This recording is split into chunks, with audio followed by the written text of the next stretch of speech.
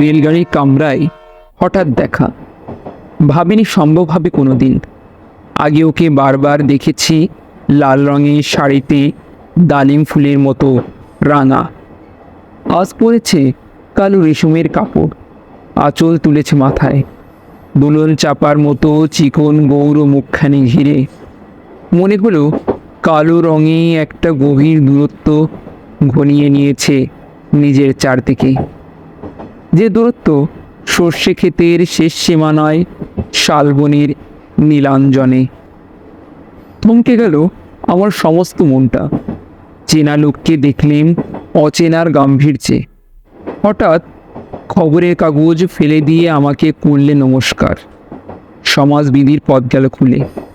আলাপ করলেন শুরু, কেমন আছো, কেমন চলছে সংসার ইত্যাদি। সে রইল জানলার বাইরের দিকে চেয়ে, যেন কাছের দিনে ছোঁয়াশ পার হওয়া চাহনিতে। দিলে অত্যন্ত ছোট দুটো একটা জবাব, কোনোটা বা দিলেই না। বুঝিয়ে দিলে হাতের অস্থিরতায়, কেন এইসব কথা? এর চেয়ে অনেক ভালো চুপ করে থাকা।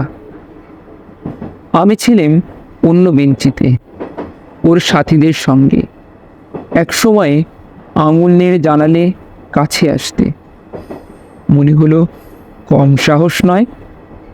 বসলুম ওর এক বেঞ্চিতে।